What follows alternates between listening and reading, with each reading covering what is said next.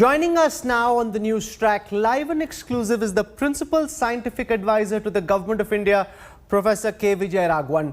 Professor Vijayraghavan, welcome to India today. It's been a long time that we've been trying to set up this conversation. I'm glad that you could finally give us time. I want to start by asking you about the government's reading of the current COVID situation in our country. There was a time when the number of COVID cases was 4 lakh plus. It's now come down to around 40,000 a day. There is good news and bad. We're seeing some resistance in the falling graph of the R factor, the reproduction factor, but net cases are coming down. Within government, what's your reading of the current coronavirus state of play? Thank you very much for having me here. As we've heard from both the Health Secretary and the Home Secretary recently, and from others, the falling of the number of cases is, of course, very good. But at the same time, they're very clearly warned that we are seeing the second wave still going on. And therefore, COVID-appropriate behavior is very, very important in every aspect. You mentioned 40,000 cases a day. That needs to come down a lot more.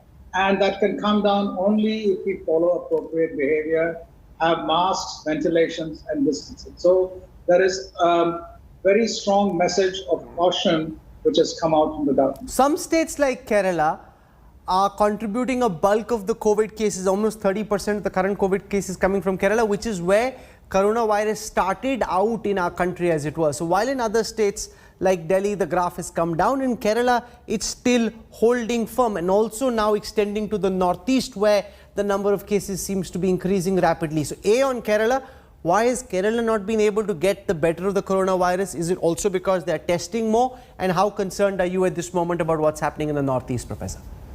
So, it's very, very important. And again, the Health Ministry has sent representatives to all these states to investigate the reasons for upticks. And fundamentally, you have upticks when the virus has opportunity to infect and transmit. And therefore, this is something which needs to be investigated about why you're seeing this more. So there's more susceptible populations in these states. There is change in behavior which allows the virus to transmit. And maybe the situation there requires special attention in all these states to ensure that there's more COVID-appropriate behavior and management of cases until vaccination is substantially more complete. I want to spend a moment talking about the reproduction rate, which is really what determines how fast the coronavirus spreads nationally. So there was a time when the reproduction rate had come down to 0.78 at the end of May, and it looked as if the situation was coming under control. It's now inched up to 0.88. So it's holding firm rather than continuing to go down. It's kind of gone up. If it hits 1, that's when the number of cases starts surging again and coronavirus starts spreading like wildfire. What's your current view of the rate of spread of the virus in our country? So broadly, there are, two major causes of changes in the reproduction rate. One related to the virus and the other related to us. Related to the virus, we have the Delta variant, for example, that's increased transmission more than previous variants. And look at it this way. Supposing there's a secondary attack rate, meaning a person who's infected infects, let's say, 3 people. And now, let's say with the variant, that person now infects 4 people. It looks like a very small difference. But the result of this difference is, after 10 rounds of such infections, you will have a few lakhs in the first instance and a few tens of lakhs in the other instance. So there's an enormous difference in the consequence of a slight change in the properties of the virus. Now, similarly, if we look at our behavior, if we don't allow this infection to take place, the new variant, by masks and distancing, we effectively balance out the increased transmission of the virus. That's in our hands. So what happens in terms of R not in terms of how it changes, that depends both on the virus and on us. We cannot control the properties of the virus, but we can control our properties. So everything we do must be hinged on high level, broad testing to make sure that where we see upticks of cases, we balance out and have more restrictions in place. And that's what the government has advised so that we reduce our below one. What is government data telling you about the variants which are of greatest concern to India at this moment? The Delta plus, what percentage of total cases currently are Delta plus? How many cases are being reported of the Lambda variant? Has it come to India? It started off in Peru. It's being called more dangerous than the Delta virus. So therefore, what can you tell our viewers about the current variants of the virus that are spreading through India? I think fundamentally we must keep something in mind, and there is a matter of public health response which is independent of the type of variants, and this is something we must really keep in mind. Otherwise, we seem to think that everything that happens is a consequence of the virus alone. Actually, most of what we need to do is independent of the variants. Right now, the Delta variant is a dominant variant. We know that while there is some amount of evasiveness, and people who are vaccinated a single dose can get, mild or moderate infections. That even protects against severe hospitalization, and 2 doses has a strong protection. Therefore, our principal goal right now is to focus on 2 things. Until vaccination is available, wear masks, have good ventilation, maintain distancing. It's tough. It's easy to say, but tough to do in each of our contexts. But we need to do that. And as vaccination rolls out more and more, we are better and better protected. So vaccination and non-pharmacological interventions such as masks and distancing are key, no matter what the variant is. What about the speed of vaccination? Over the past 7 days, the actual vaccination on an average basis every day has been about 3.4 million. Till July the 10th, it was about 3.7, so it's come down a bit. We need to be at 8.8 million doses a day if the government's target for completing vaccination by the end of the year is to be completed. So there's a shortfall of about 5.1 million doses every day. That's more than double of what we're being able to put out in terms of vaccination on a daily basis. Why is the graph such an up and down, uneven graph? And why is there such a big gap between the government's supposed target and our actual delivery? So the vaccination program involves multiple components, from making enough vaccine, manufacturing them, fill and finish, before that getting them tested so that they are ready to go, distributing, the states which receive them being ready to get them, and then the vaccination itself. Now you can see that when there are multiple steps, you will see ups and downs in them at these kinds of stages when you're trying to ramp up in a huge way. At the focus of everything which is done for vaccination is ensuring that what is delivered at the last mile to the last beneficiary is of quality. That's why you're seeing ups and downs over here. This will level out very rapidly. I would stay calm in this period of the next 10 days, 15 days, so that we see a leveling out at a high level of the vaccine supply as well as use over there. So a few days of down is okay, that can be compensated. I don't think we'll see a situation where it's low over a prolonged period. So that's not something to worry about. We must catch up on the last few days of lower vaccination, which I'm sure that we will. This whole idea of mixing vaccines is being experimented with globally. There's been talk in countries like Germany and elsewhere, including Sweden, Canada, Spain, France, about mixing COVID vaccines. What's the current thinking in the government on whether, say, a Covaxin or a Covishield should be taken together? Does that increase efficacy, or any of the other vaccines, say a Sputnik and a Covaxin? Are you looking at that? What's your data telling you?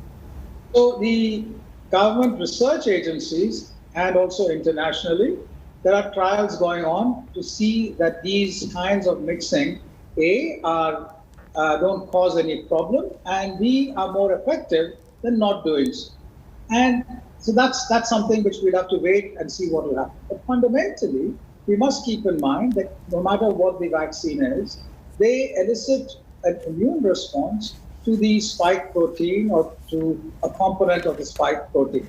And therefore, having one vaccine doing that and another vaccine enhancing it is scientifically not something which is a problem.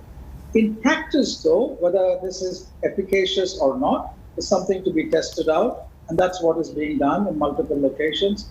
And once that is done, our national regulatory bodies will take it. There is talk that soon in India vaccines will be available for kids above the age of 12.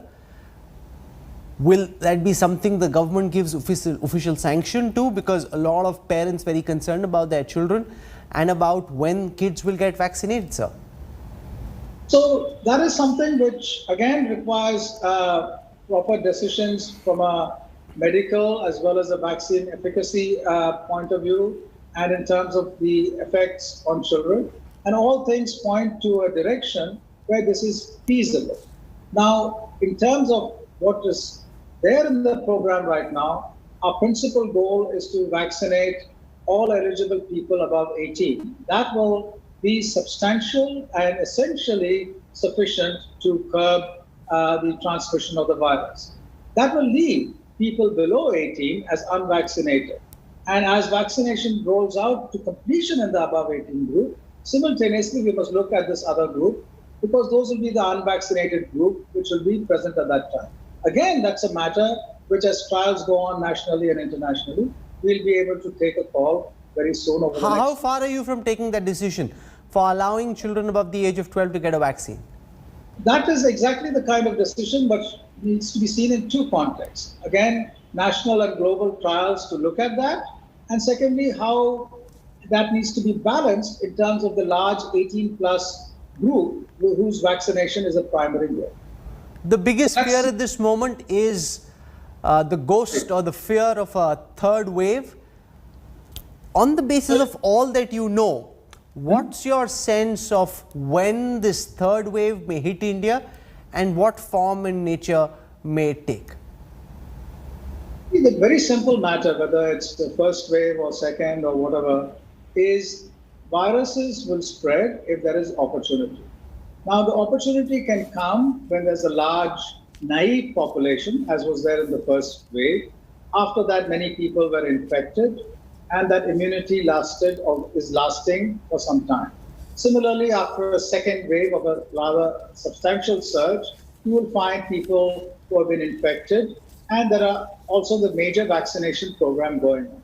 So in terms of opportunities to the virus, there will be steadily declining opportunities as more and more people are vaccinated. If the rate of vaccination is such that the number of people available is very small, then further infections will affect those unvaccinated people, and they will be very, very small. Now, what is the likelihood of this being bypassed by a completely new variant? That's, in terms of what we've learned from variants such as Delta and other variants, vaccines which have been made now, even if these variants modestly escape the vaccination to some extent, they protect hugely against severe disease or hospitalization. Now, when a whole population is vaccinated, the virus presence also goes down substantially. So you're going to have very little virus transmissibility in the population, and therefore the protection will be much, much better. All these mitigate against the consequences of a third wave. If we slow down on any of these things, we afford greater opportunity. So we need to see how we're doing week by week, month by month, to see how much opportunities will be. And also, it's very important to keep in mind, the global situation is going to be critical. India is not an island. What's happening now in countries in Africa, in Indonesia, in South America is very, very important. These kinds of spreads which we're seeing there, the surges which we're seeing there, similar to the surges we saw here during our second wave, are also potential grounds for completely new kinds of variants coming. Therefore, there and here, large-scale genomic surveillance, which has been scaled up, it's very important to watch out and prevent those variants from actually spreading and detecting them as early as possible. The India Today Special Investigation Team carried out an expose which shows how biomedical waste is this huge hazard, because we've got on camera these operators who are buying syringes, PPE kits, medical waste, cleaning it up, reusing it and pumping it back into the market. And from what I've been reading internationally, it seems that this is a huge area of concern when it comes to a possible area where a mutation can take place which can lead to a deadlier variant. How concerned are you about this? What do you intend to do to try and stop this, sir? So the improper disposal of biomedical waste and the completely wrong reuse of it is a very serious crime according to our rules and our laws. And therefore, it is completely incorrect where this is being done and where it's being done, and will draw very strong penalties. So whoever sees this happening should bring this to the notice of local authorities immediately. And I'm sure and I hope that every single city and state authority will take the strongest possible action. This is not only a danger in terms of new variants, that's actually a separate discussion. But in general, in terms of infections of very serious kinds, other kinds of infection, reuse of biomedical equipment is very, very incorrect, wrong, and illegal. And that's something which is just not on. Lastly, huge concern at this moment about events like the Kawad Yatra. We saw the Kumbh in Uttarakhand lead to a huge concern about spreading the virus nationally. Now the Uttar Pradesh government urging the Uttarakhand government to allow the Kawad Yatra to take place. As someone in government, how concerned are you that these religious political events could cause problems for India's fight against the coronavirus nationally? Again, it boils down to a very simple answer. Difficult to see it implemented, sadly. Simple answer is the more opportunity you give to the virus, the more there are potential dangers, right? And therefore, any crowding, particularly in closed spaces, is dangerous. Prolonged contact, even in outdoors of great proximity, is also not good. And this is just, asking for a situation of greater transmission. I hope that this message, which has been repeatedly told to various, to all of us as citizens, to state governments, to cities, results in COVID-appropriate behavior. Otherwise, we seem to forget too rapidly what has happened recently, and we need to make sure that this doesn't happen again. I leave it over there, Professor Vijayraghavan, for taking out time in a very busy schedule. Thank you very much. Your insights are much appreciated. Thank you. Thank you very much.